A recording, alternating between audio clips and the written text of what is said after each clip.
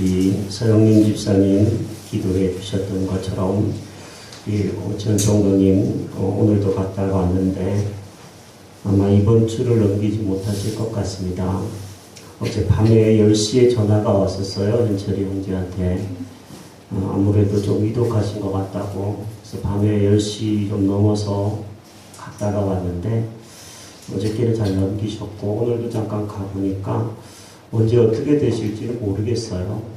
아마 곧 하나님 곁으로 가게 될 것 같습니다. 꼭 기도해 주시고 이렇게 장례가 나면 우리 교회 장로 아마 하게 될 것 같습니다. 잘 준비하고 여기 많이 좀 참여해 주시기를 미리 주님의 이름으로 부탁드립니다. 우리 하나님의 말씀 같이 나누겠습니다. 요한복음 9장 1절부터 12절까지 말씀입니다. 신약 성경의 161쪽입니다. 요한복음 9장 1절부터 12절까지 말씀입니다.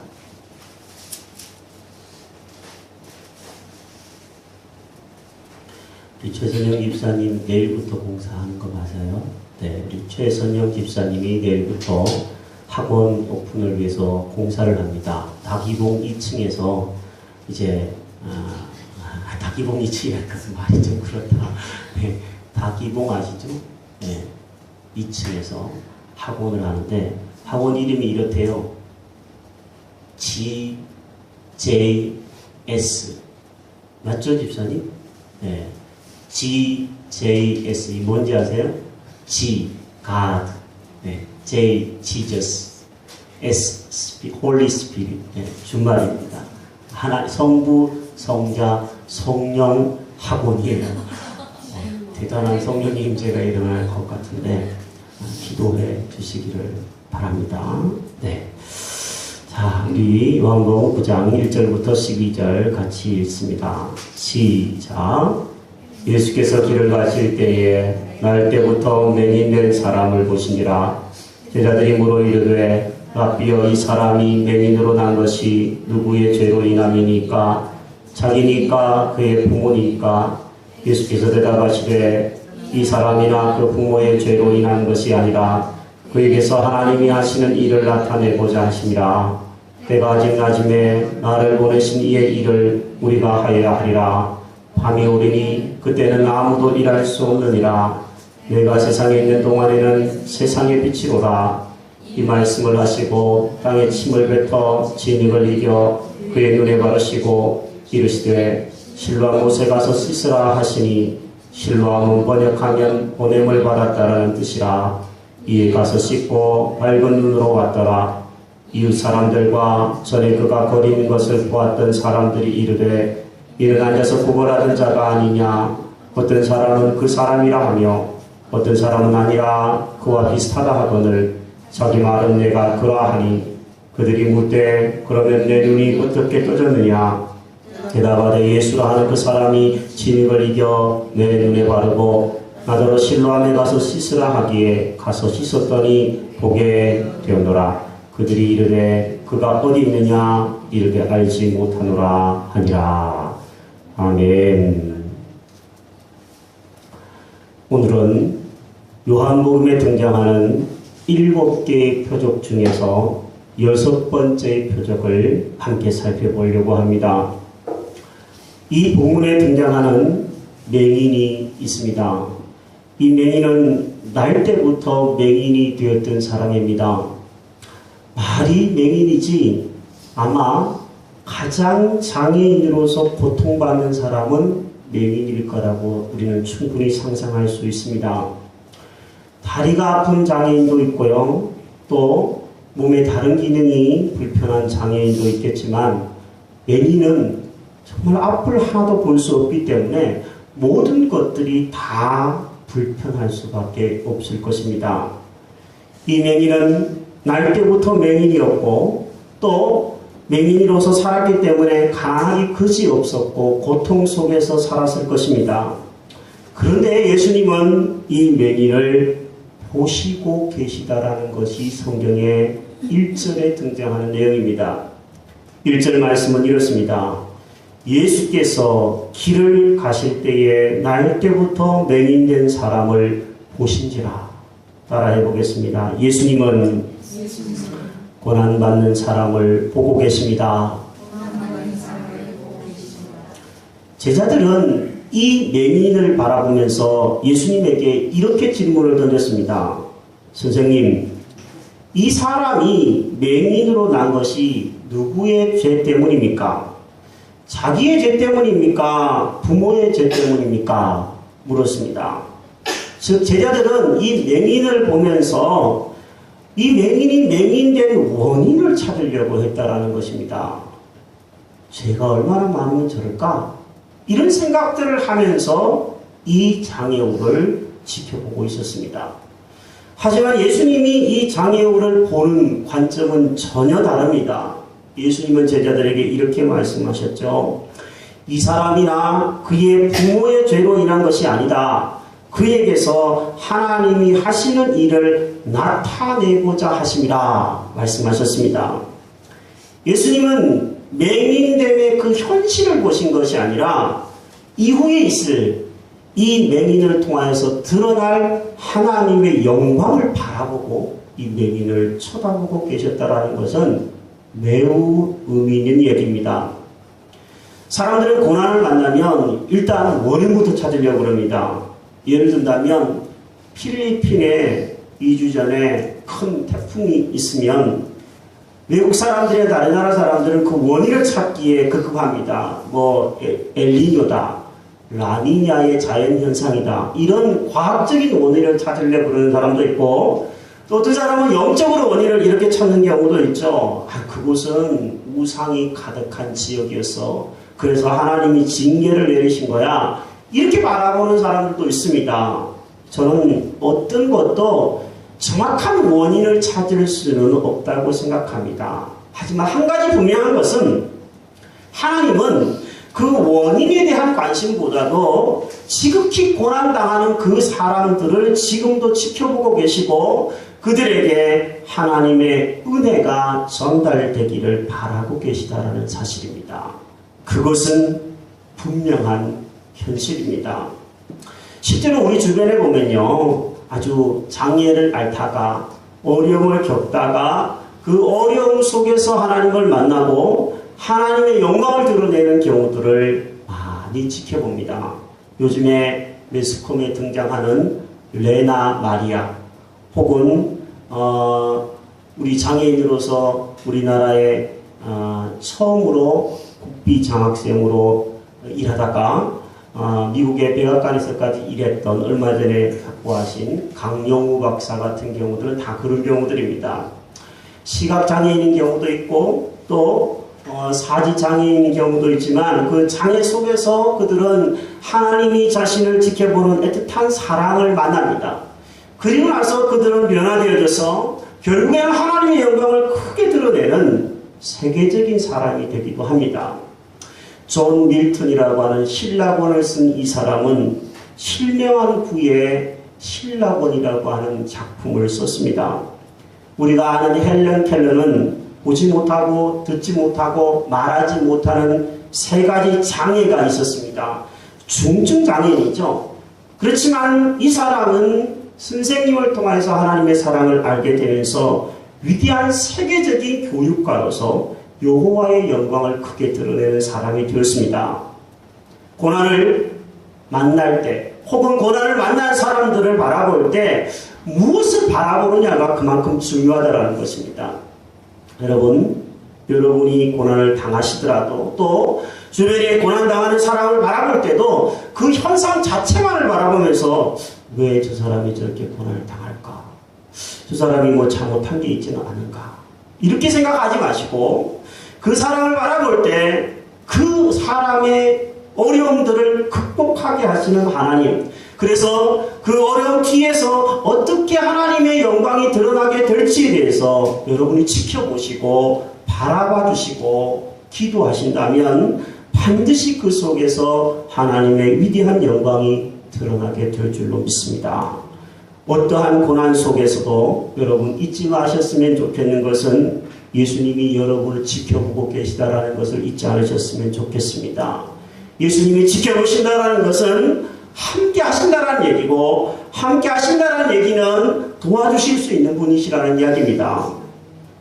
방사능을 함유한 라듐이라고 하는 것을 발견한 세계 최초의 노벨 물리학상을 여성으로서 받은 사람이 있습니다. 흔히 퀴리 부인이라고 일컬어지는 마리 퀴리라고 하는 여인입니다. 이 여인은 그런데 인생이 참 어렸을 때부터 어려움을 겪었다고 합니다. 왜냐하면 철이 들 때까지 이 마리 퀴리라고 하는 사람의 어머니는 마리, 자신의 사랑하는 딸을 향해서 한 번도 따뜻하게 안아주고 키스를 해준 적이 없었다고 합니다. 그래서 이 마리 퀴리는 늘 이런 생각을 했대요. 우리 엄마 맞나? 우리 친엄마라면 왜 나에게 한 번도 따뜻하게 안아주고 키스를 해주지 않는 걸까? 어머니의 사랑에 대해서 늘 의심이 들고요. 뭔가 괴로움을 겪으면서 그런 인생을 살았다고 합니다. 그런데 이 마리 퀴리가 어머님의 진실한 사랑을 발견하게 된 계기가 있는데, 그것은 어머니가 돌아가시고 나서라고 합니다. 나중에 사연을 알고 보니까 어머니는 폐렴이었어요. 폐렴으로서 행여나 자기의 딸인 이 마리 퀴리에게 폐렴이 옮길까봐 한 번도 따뜻하게 안아주거나 키스를 해주지 않았다라고 알게 되었습니다. 이 마리 퀴리는 어렸을 때부터 어머님의 사랑을 받지 못한 것이 아니라 어머님이 자신을 너무나 사랑했기 때문에 가까이 있으면서도, 그렇게 안아주고 싶었으면서도, 그렇게 키스해주고 싶었으면서도 하지 않았던 어머님의 큰 사랑을 뒤늦게 깨닫게 되었다라고 합니다. 여러분, 우리도 마찬가지입니다. 우리가 때로는 고난을 만나고 험한 골짜기를 지나갈 때면 이런 생각들을 할 때가 있습니다. 하나님이 정말 나를 사랑하시는 게 맞는가? 혹시 하나님이 나를 버리신 것은 아닌가? 하나님은 어디에 계신가? 이런 생각들에 흔히 빠져들 수가 있습니다. 하지만 하나님은 이렇게 말씀하십니다. 내가 사망의 음침한 골짜기로 다닐지라도 해를 두려워하지 않을 것은 주께서 나와 함께 하심이라. 하나님은 어떤 순간에도 하나님의 백성인 우리를 버리시지 않습니다. 때로는 우리가 이해하지 못하는, 왜 하나님이 그렇게 하실까?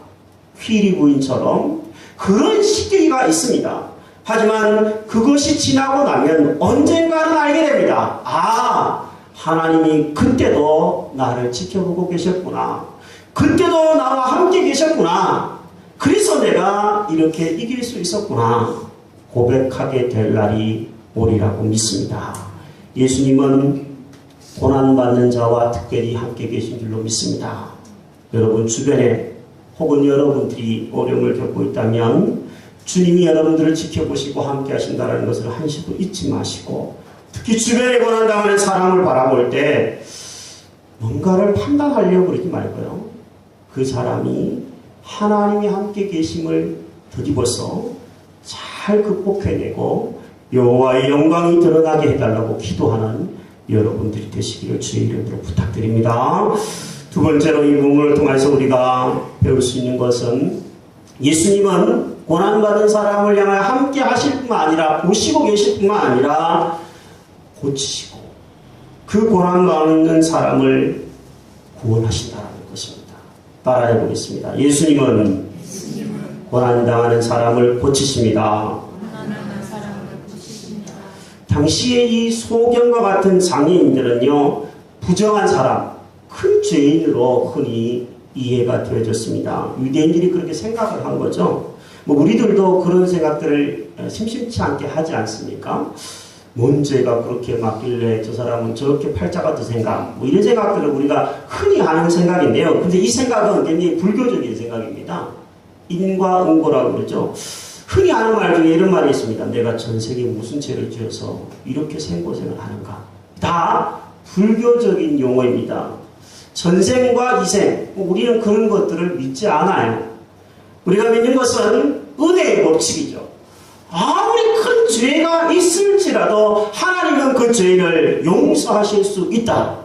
하나님은 그 죄인도 여전히 사랑하신다라는 것이 은혜의 법칙이고 우리가 믿는 사랑의 법칙입니다.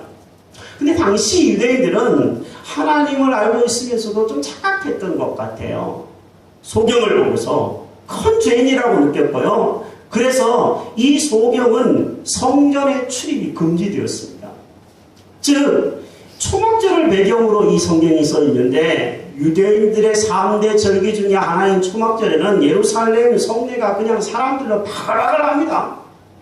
바글바글 그렇게 모여가지고 축제를 벌이고요.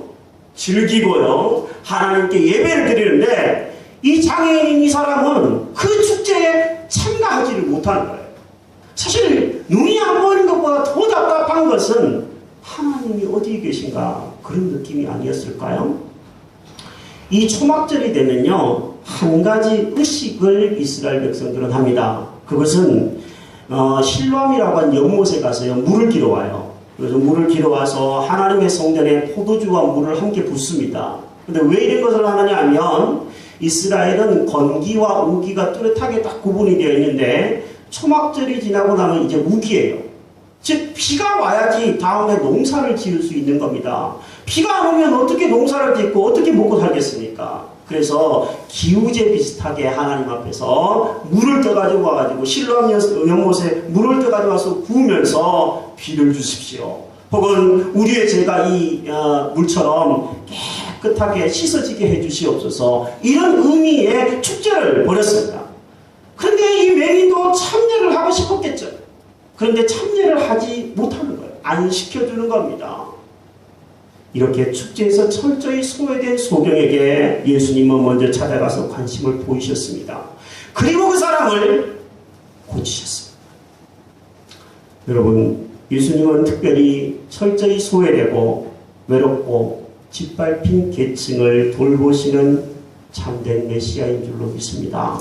그들과 함께 할 뿐만 아니라 그들의 어려움을 극복해내게 하고 구원하시는 하나님의 아들 메시아이십니다. 예수님의 요한복음에서 이야기하는 자기 계시 중에 이런 표현이 있습니다. 나는 세상의 빛이다 말씀하셨습니다. 이 어두운 세상에서 맹인처럼 깜깜한 인생을 살아가는 인생들에게 예수님이 참 빛으로 오셨습니다. 그 예수님을 받아들이고 그 예수님을 믿는 사람들은 지금도 어둠에서 벗어나서 생명의 빛을 얻게 되는 줄로 믿습니다. 세상이 점점 더 어두워집니다. 깜깜해지는 것 같습니다. 겨울이 오면 밤이 길어지는 것처럼 세상이 점점 그렇게 되는 것 같아요. 하지만 깜깜한 밤일수록 빛나는 것이 있습니다. 별입니다. 새벽에 별이 가장 초롱초롱합니다. 가장 짙은 밤에 작은 빛이라도 그 빛은 어둠을 몰아내고 생명을 가져다주는 빛이 됩니다. 예수님이 어두운 세상에 빛으로 오셨습니다. 그 예수님을 모셔드리는 사람은 어둠이 물러가고 참 생명의 빛을 얻게 되는 줄로 믿습니다. 저와 여러분들은 비단에 거하는 사람이 맞죠?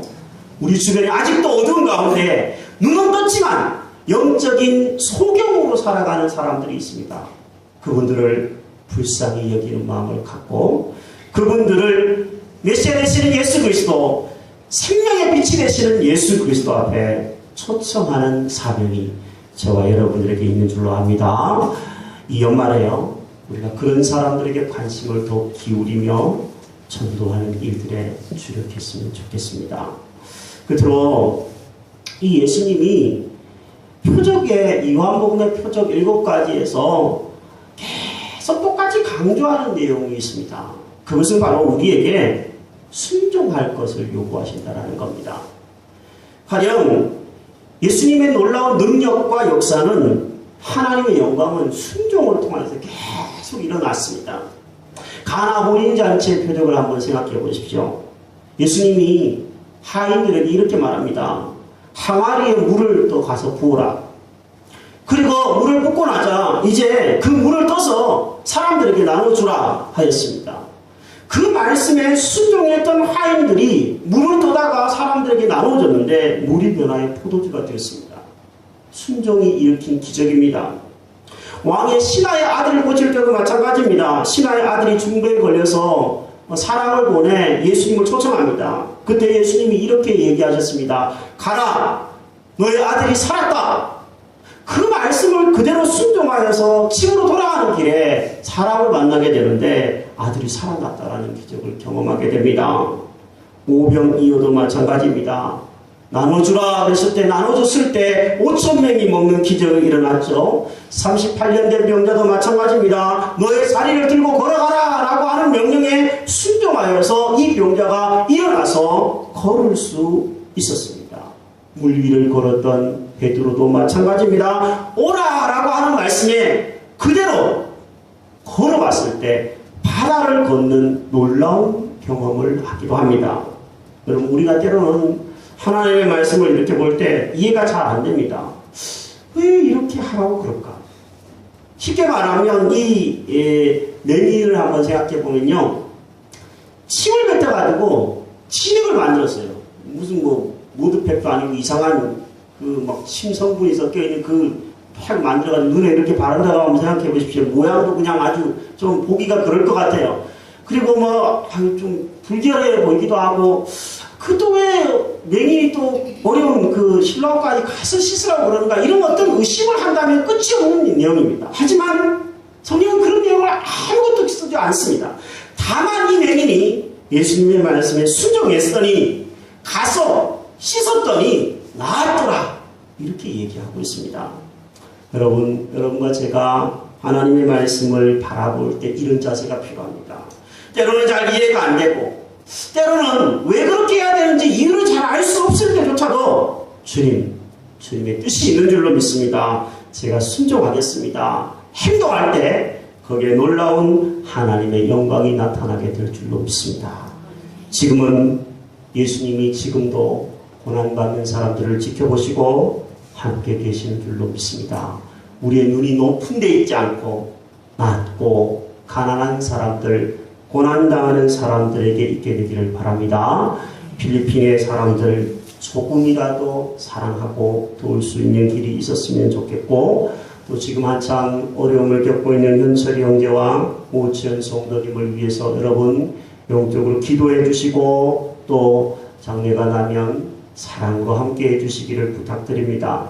예수님은 그 고난당하는 사람들의 어려움들을 외면치 않으시고 구원하시는 구원자요 능력의 하나님이신 줄로 믿습니다. 그분이 우리에게 가져다 줄 놀라운 영광의 미래를 바라보면서 믿음으로 승리하는 저와 여러분들이 되기를 주의 이름으로 축복합니다. 함께 우리 찬양